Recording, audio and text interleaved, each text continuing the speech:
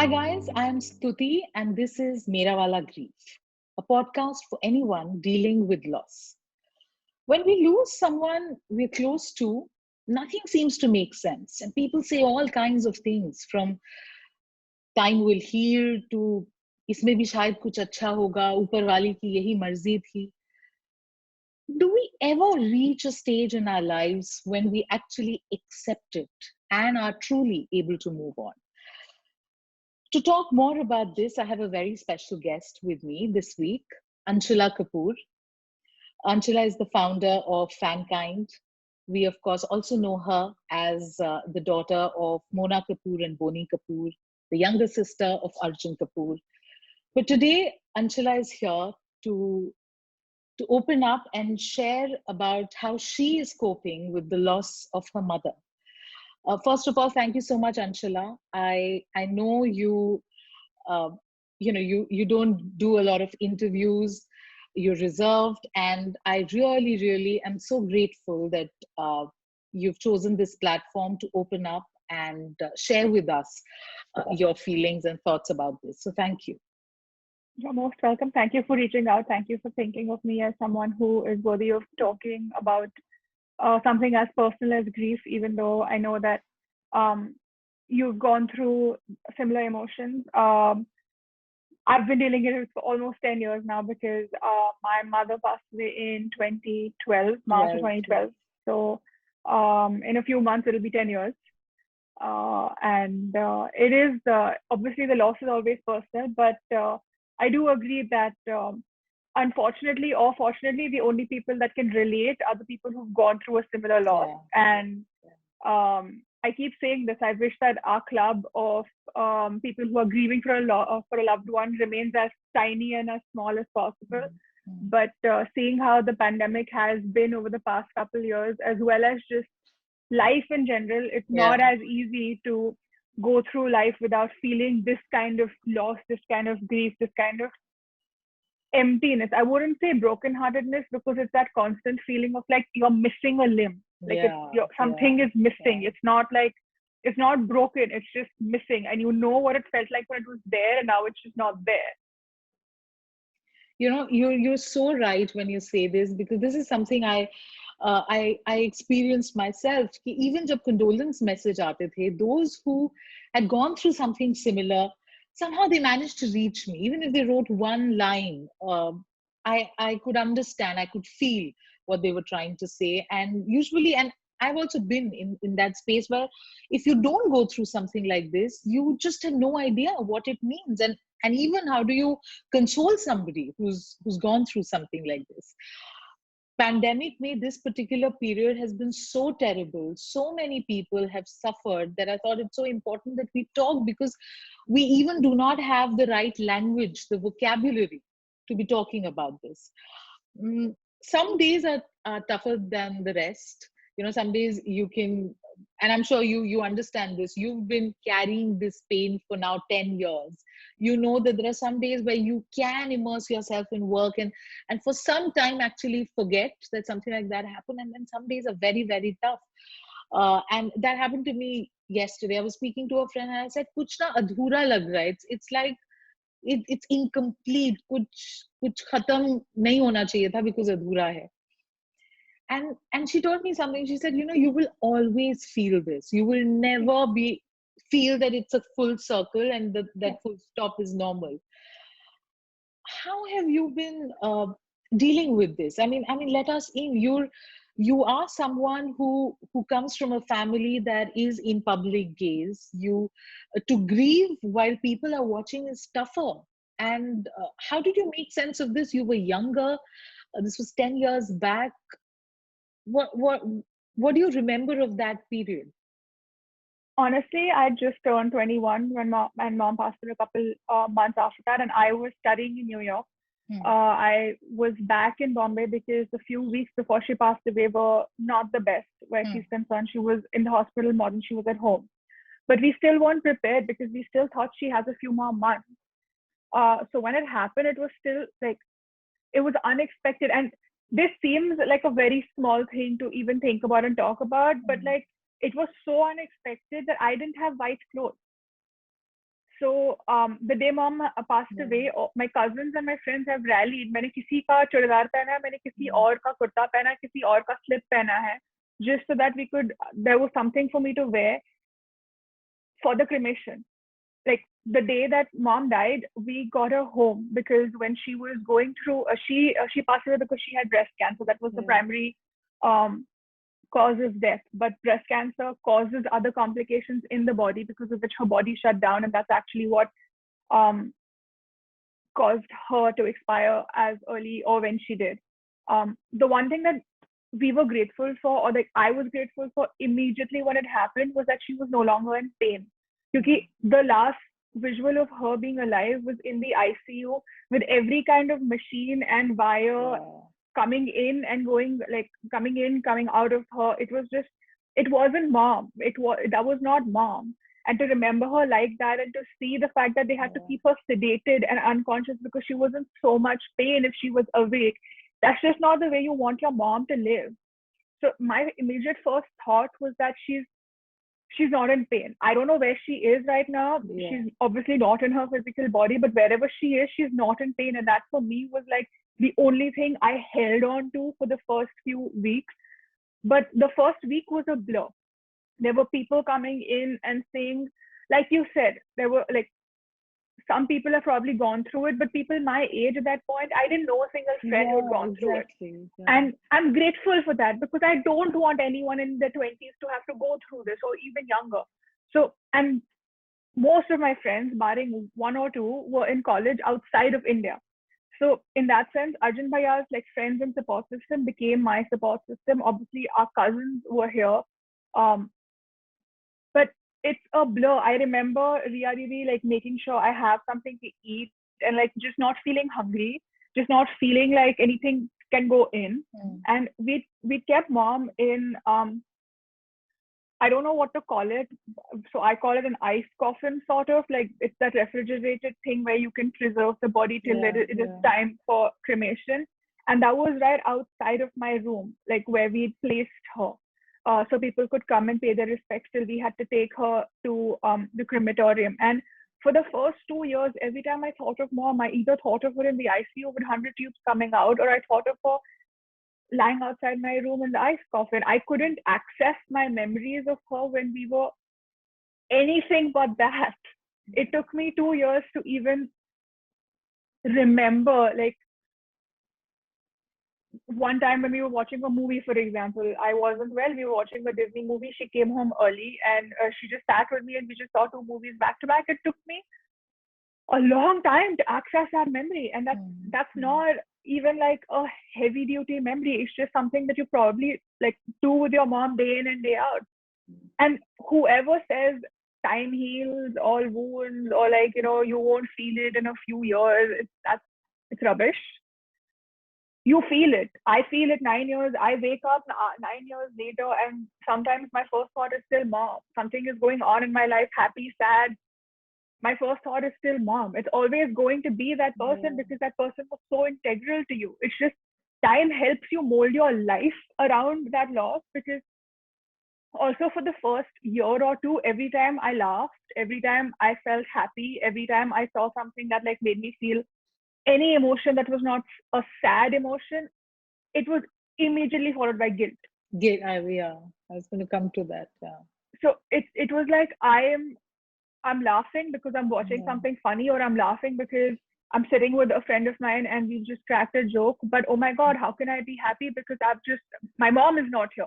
I can't share that happiness with mom. Oh, okay, she's just passed away. I shouldn't be feeling this emotion. Like I'm cheating on her memory by feeling this emotion, considering at that point my only memory of her was after she passed. It wasn't any of my happy memories with her. So it felt like I was cheating on her, and that guilt took so long to. It's still there, but now it's not the dominant emotion. It's kind of like in the backseat. And then there was the emotion of jealousy, because then you see all your friends with their parents and like they're enjoying a meal, or like I hadn't graduated from college yet. So when I was graduating from college, my friends had their moms and their dads there. When you're getting your first job, you're sharing that with your mom. You're getting your first salary, you're giving your mom a gift with it. And I would be so jealous. Like there would be so much jealousy.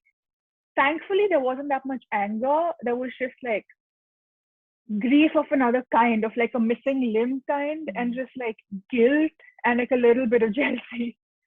So the first year was just, and I ran away. I was in, I had to go back to New York to finish graduating. So about a few weeks after she passed away and we finished the rituals, I flew back. I graduated a month after. I came back. I was in Bombay for a few months, job hunting till I got a job. And I only applied for jobs that were not predominantly Bombay based. So my first job after college and after mom passed was in a city I had never lived in before. I was working in Gurgaon because I thought that if I don't have to stay in the same house that was her house, I would feel it less. Because that constant visual memory of उनका कमरा खाली है, घर में आओ तो वो नहीं है पूछने के लिए how was your day, वो नहीं है पूछने के लिए बेटा खाओगे क्या, वो नहीं है पूछने के लिए कि like, anything and everything, like, you know, I was very naive to think that like uprooting myself from like her house to someplace else would help deal with the grief. All it did was postpone how I dealt with the grief, because it hit harder when I came back home. Every time I came back home. I am so amazed at the clarity that you have, Anshala, and you've touched on so many different points. I'm going to take those one by one, but you're so right, because you know, every time when something as devastating as losing a parent happens, you kind of somewhere promise yourself, in fact, you tell yourself that I'm never going to come out of this. I will never for a minute forget this. My life stops here. Yeah. And it doesn't happen. And something very basic as you know, eating and so therefore forgetting that grief for that limited time, or watching something, or just going out and you forget it. But then when you remember that and recall that, you feel so guilty. You feel like, how could I forget? I mean, was it that easy? How could I do it? Do I not love them enough? You know, you spoke about all those.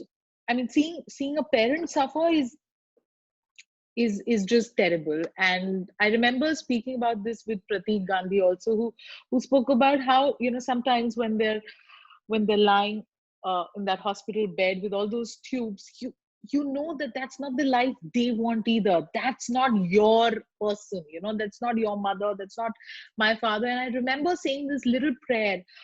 I couldn't even form a prayer when I was there, when I was around him. तो लोग कहते थे pray करो, मुझे तो words भी नहीं समझ में आते थे. But I just remember I would keep saying, please Bhagwan ji, take his pain away, because I knew that my father is not that man lying there with those tubes. He wouldn't want that.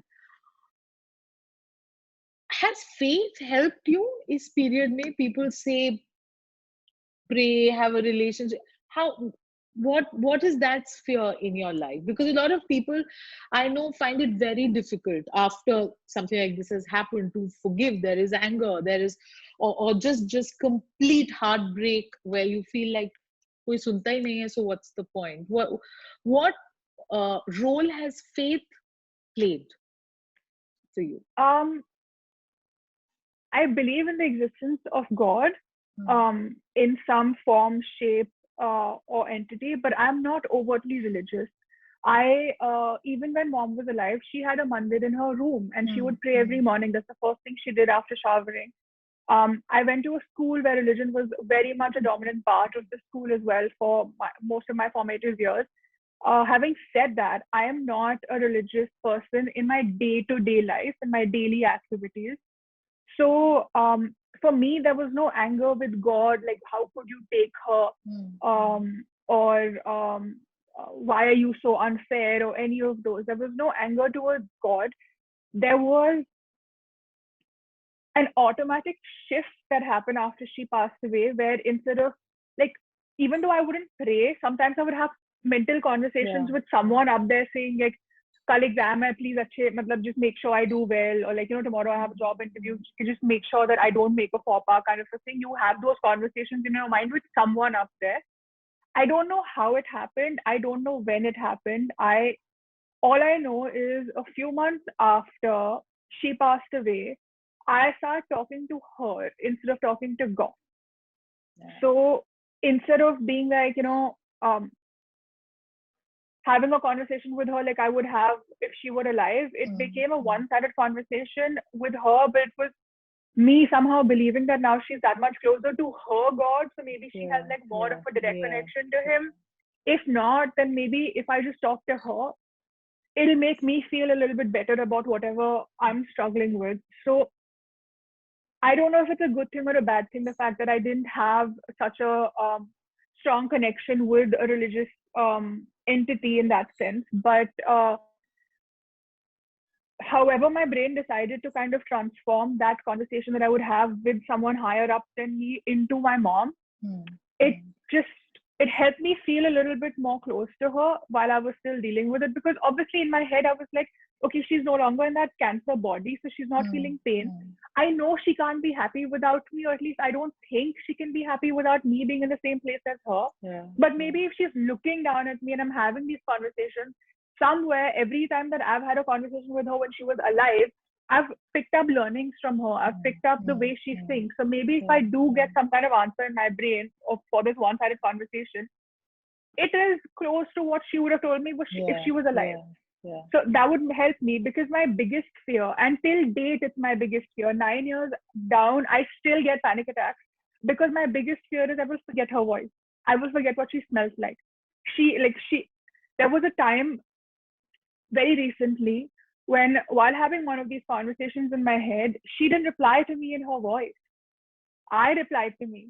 My voice replied to me, and that scared the crap out of me. I remember not knowing how to deal with it. I remember speaking to Arjun Bhaiya and I was like, I can't hear mom's voice anymore. I've forgotten what mom's voice sounds like, and this is not okay, because that's the only thing I have left of her. I don't have her smell. I can't go and refer to her. Like, I can't get it back if I forget it. If it's not here, it's nowhere. And when there were floods in Bombay a few years ago, all of our VHS tapes got destroyed. I don't have video footage for me to go to and listen to her voice again. So if I don't remember it, and if I forget it, it can never go back in there. No one, like, I don't have a voicemail I can play and hear her. I don't have that. So, okay, we were talking about faith, but it's just like that's how my faith became her. She became my go-to person, my go-to entity. Not that I don't believe in God, I still do, but I didn't hold anything against him. And I don't think I ever will. Now, this sounds a little bit crazy maybe, but like the one thing that I thought mom would do, because we knew when she was diagnosed with cancer and she fell sick, we knew she has finite amount of time with us. At that time, we thought it'll be a few years. We didn't think it'll be a few months. I just, for some reason, thought that she will leave me a letter or something or the other, like something tangible that she didn't, because she used to journal. And she used to write a diary, not very regularly, but she used to. So, and I was the one who packed her room after she passed away, donated like a lot of her belongings, kept a lot of her belongings, but just like packed her room so that it's not just lying there like a museum. I tore every drawer, every cupboard, every inch of her room upside down, her office, her, like, everything that I knew she had access to in the past year. I tore it apart, thinking it's not possible she's not left me something. It's just not possible. This woman used to write me notes and send me cute little notes when I was in college every week. It's not possible she not left me a letter. So if I did feel a little bit of anger, it was actually towards mom. And that made me feel so guilty that that was a horrible cycle to be in. I got myself out of it because I was in therapy. And I used to talk of all of this with my therapist. And I was like, the last thing I want to feel towards her is anger. I can deal with feeling guilt. I can deal with feeling sadness. I can deal with feeling empty. I can't deal with anger towards her because she's not there to defend herself. That's why we call this Mera Wala grief, because you're talking about your grief and there's so much of it that I can relate to, because that pain is so universal when you speak about wanting to hold on to her voice, to hold on to that feeling or how she smelled. And I remember sitting with my phone and there were these couple of videos of my dad that I still don't have the strength to play, but just the assurance that when I want to listen to his voice, I can, but I know how difficult that could be. Um, Generally, log chale jate hain. It's very tough. You said, you tried, you moved out of the house thinking ki different scene, probably that'll help. You're not living in a house where she's not there anymore because this is a new setting. But it's tough to run away. It's not easy. You have the stuff still. I mean, हर छोटी चीज में याद जुड़ी होती है. After so many years, and I'm asking you this because I want your perspective. For me, it's very raw. But now, like you said, you packed her room. You have kept her stuff. Some of it you've given away. When were you ready for this? And what is now your relationship with her stuff? Where, I don't know if I was ready for it. I just knew that I wanted to do it before I left for college. So I actually packed her room within the month of her passing. Okay. Because I didn't want to come back from college and have to go back into that feeling of emptiness and grief. And I didn't want Arjun Bhaiya to maybe one day, just while I'm away, be alone and do it. Yeah. हालांकि मैंने भी अकेले ही किया था. कमरा जब mummy का pack करना था, there was no one in the room with me when I was doing it, when I was segregating what chunnis I want to keep, what saris I want to keep. I kept all her sunglasses, I kept all of her bags. Unfortunately, her and my shoe size is not the same, so I couldn't keep her shoes to wear, but I've kept a few pairs of shoes that I know she would wear, like she was close to, and they are part of where I keep my shoes. So every time I go into that space, I can see it there. She used to wear kaftans at home. I've kept 2 of her kaftans. Not that I will ever wear it, but it's there. It's tangible. I can touch it. I've kept all of her wedding clothes because she kept them. I've kept them, and I will somehow incorporate them into my wedding whenever I get married. Because if she's not there with me physically, you bet she's going to be there in whatever way I can make it happen. But hindsight में अभी मुझे लग रहा है कि it was too early and too soon for me to pack her stuff when I did, because I was not mentally prepared for it. I remember packing her room. It took me half the day to do it. For her perfumes, because she loved perfumes, her makeup, unki chudiyan, every single thing that was in her room, in her dressing room, in her bathroom, I have packed up things that couldn't be used by me, but someone else. We have donated to women's organizations. Like I've tried to segregate it as much as physically possible. And I've come into Arjun Bhaiya's room, sat with him on the bed and howled for 20 minutes non-stop. Like wo dahade maar ke rone wali. Matlab, body is shaking, water is like spilling out, like almost to the level of like I may dehydrate myself. I'm crying that hard. Head is hurting, body is not stopping to shake. He is like, I was lying down, he was lying down, he was just holding me while I was crying, and he was just like doing that to my head and just like holding me with his other hand.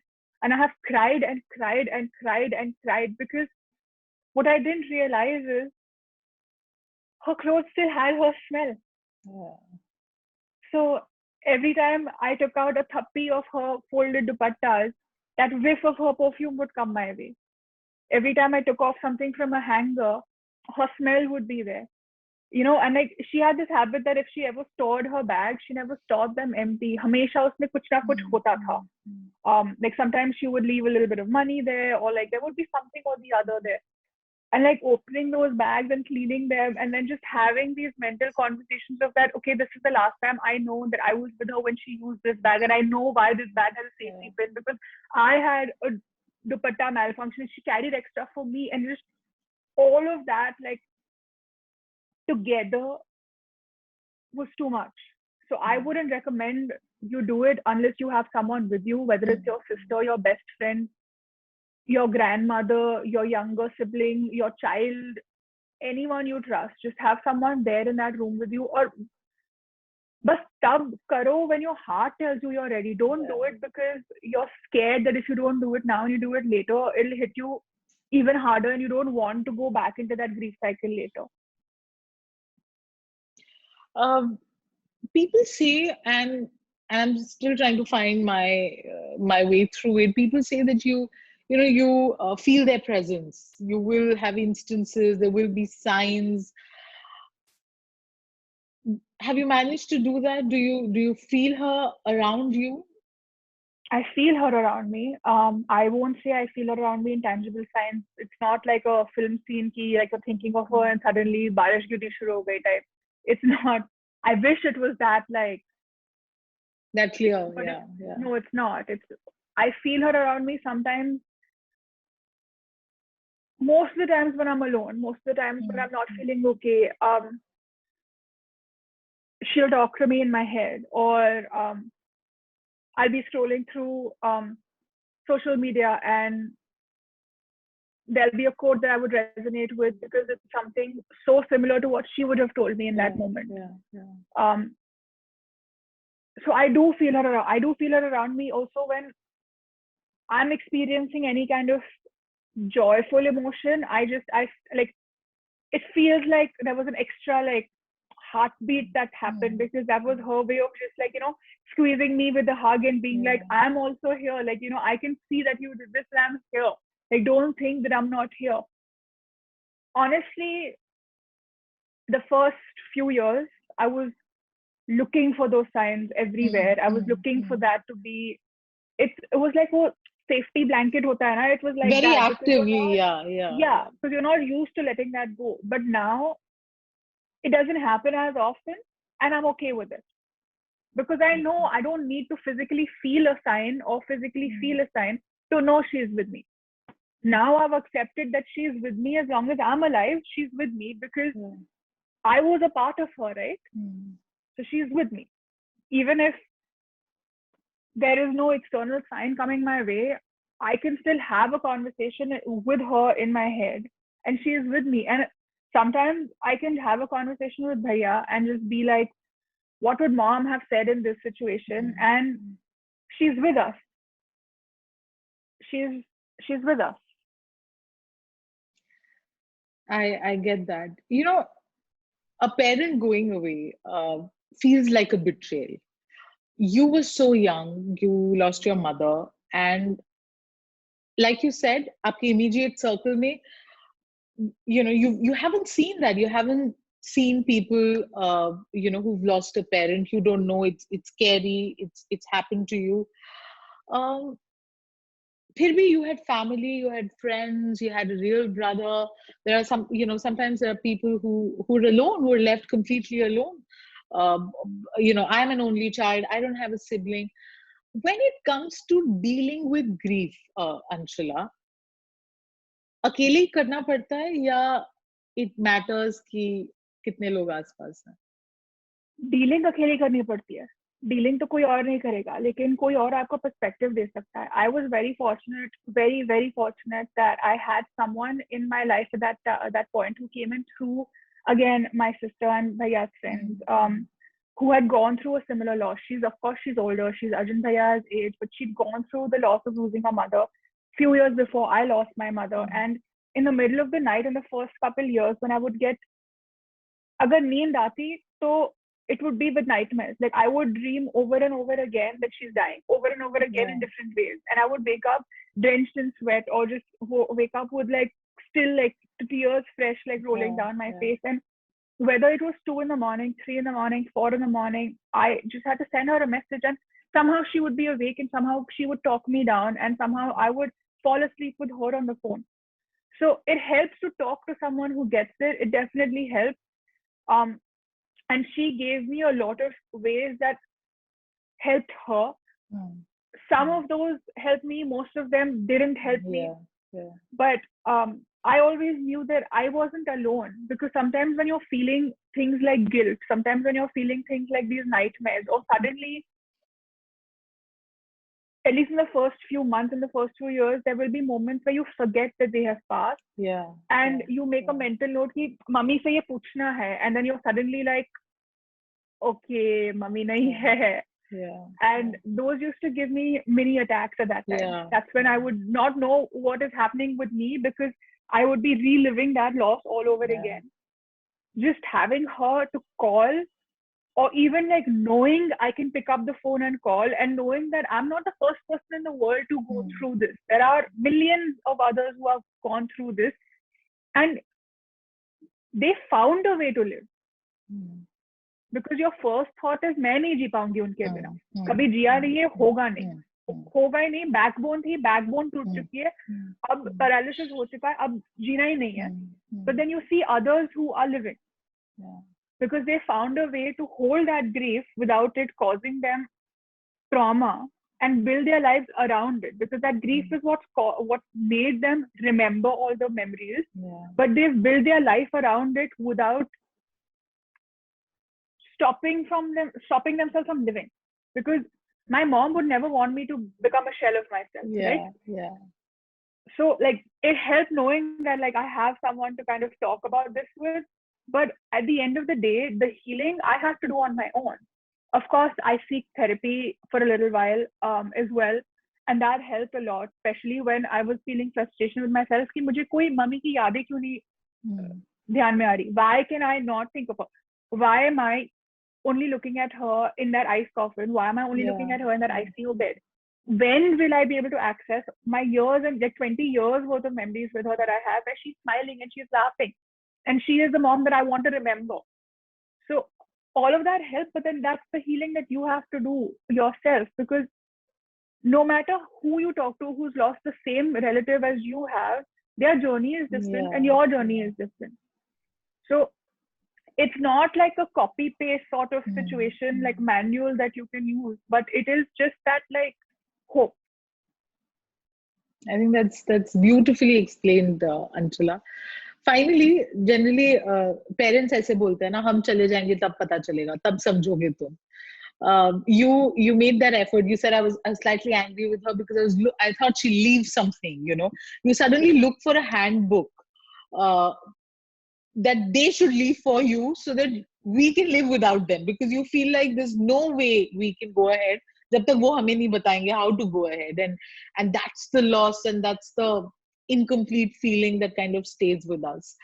Have you now been able to access those memories, 20 years worth memories, and what is the thing that now you remember her with? What, the things that she said, how is she guiding you through your everyday life? So because it took me so long to access those memories, I now have become the kind of person who can't shut up about talking about my mom. So instead of feeling jealous about the fact that you're with your mom and I'm seeing that happen, I'll talk about my mom. I will, and if I've met someone who I've met after mom passed away and they didn't know my mom, I'll talk about her so much that they'll think that they know her. So for me, accessing those memories happened on its own. It's not like I was every day trying to like sitting 10 minutes, dhyan karke remember karo. No, it just one day I woke up in the morning and I remembered watching Tangled with her. One other day I woke up in the morning remembering a conversation that we were having while having Rajma Chawal one day for lunch. So it was just, I think when my brain started dealing with the trauma and when my brain thought that I was ready to kind of accept the loss, it gave me back everything that it was shielding me from. Because I also have a lot of like blurred memories and like black holes from the first few months after Very she natural. died, including the week that she passed away. And I know this, I mean, this is a side, like, I know this because I don't know for what reason, but a few years after she passed away, someone on Twitter sent me a YouTube video link of her funeral, like of her cremation. And like, I don't know why I played it and I watched it. And then I was like, I don't remember any of this. That's when it hit me that not only don't I remember like months after, but I don't remember when, like that when it was happening, because it was an out of body experience. You're just doing the rituals because you have to do it. You're not mentally there. So those things also came back to me over the years. But like,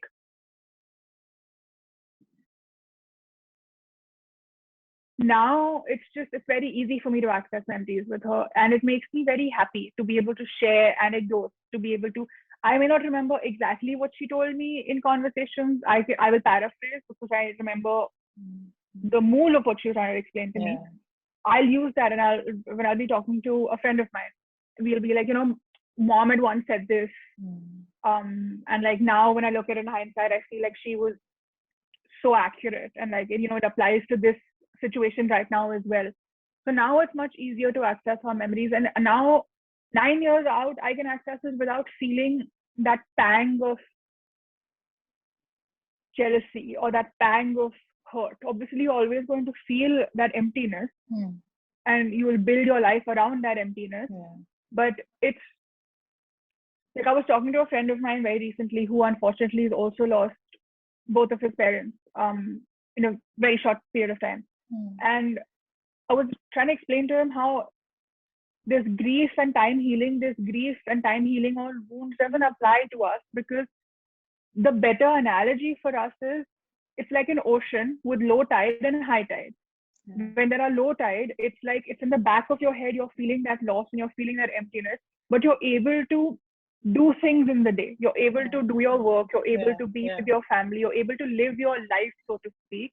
But then there are some days when it's at high tide, and that grief is so much part of your day in that particular moment, and it's so in the front of your head that you can't do anything. It's almost like you're frozen and you're just hoping it doesn't suck you in.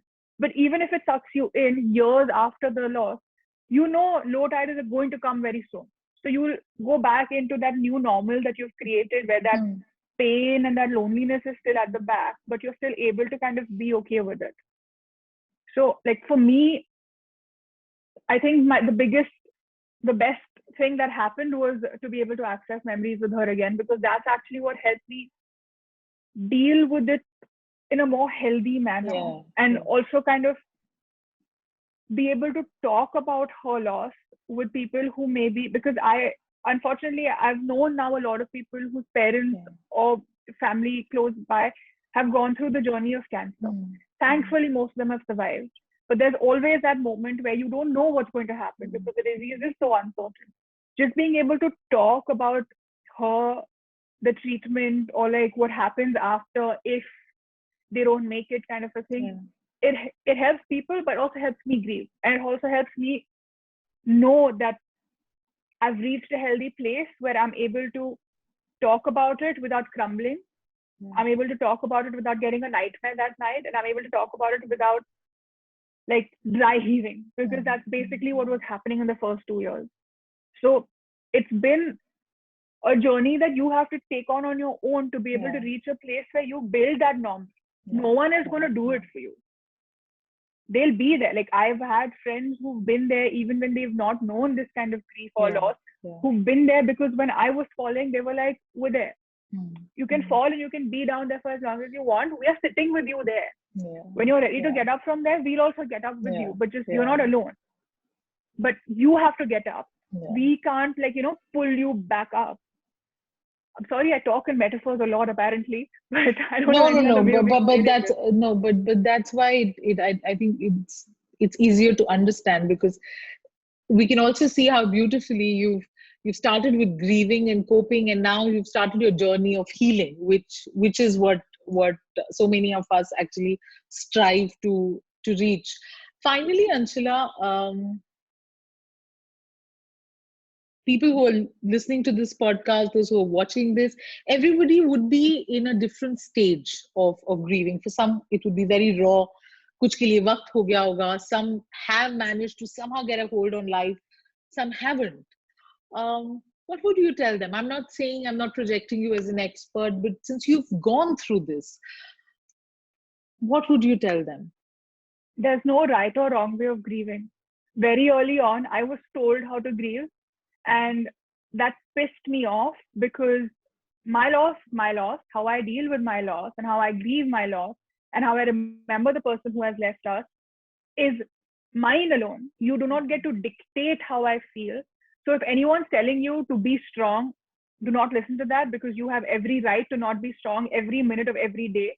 You want to not be strong, you be that person.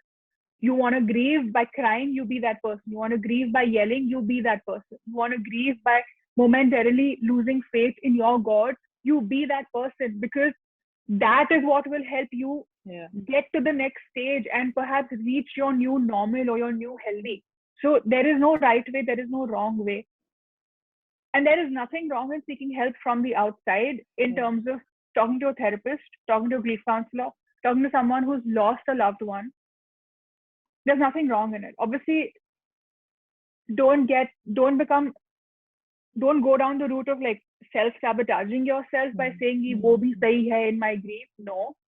And don't expect people to excuse you for the rest of your life just because you have had a loss. That's not a valid excuse for you to become a douchebag. And that's not a valid excuse for you to not do things that are expected of you, because you can't not live your life in that sense. And you don't get to use the memory of of your loved one as an excuse. Like, don't demean them to that extent. But still, there's no right or wrong way of grieving. There is, if you haven't cried since their death, it's fine. You will cry when your body is telling you that they're ready to cry. If you can't stop crying, it's fine. If you can't work for more than an hour in a day because you cannot concentrate, it's fine. You will get out of it, because trust me, there have been a lot of people who've been in that place and they've come out of it. You will come out of it, but just don't do it alone, because that'll eat you up. You'll be in your head and that'll just not be helpful in you coming out of that. So if you don't have anyone in your circle who has lost someone, you're very fortunate.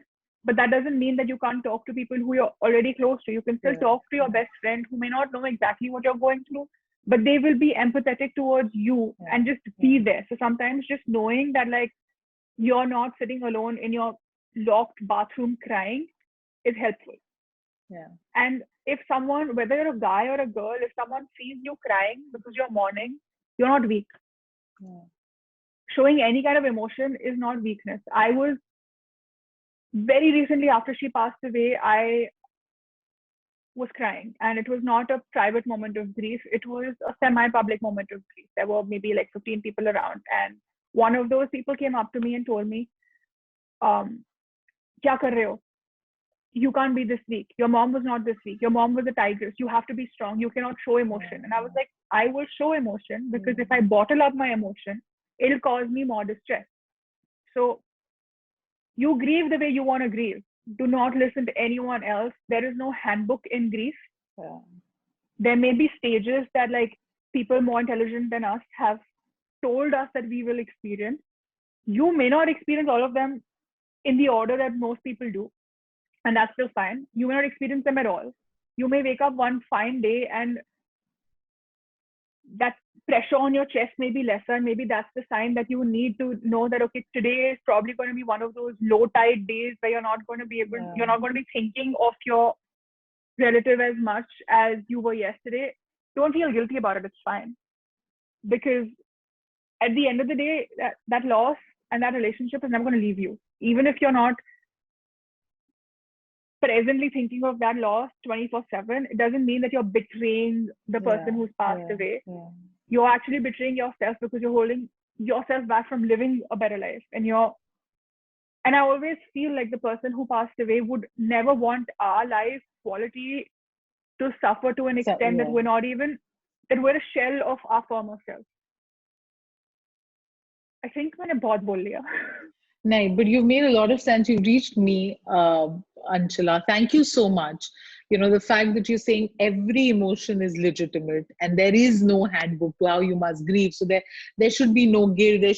Nobody needs to be self-conscious about how they're expressing their loss.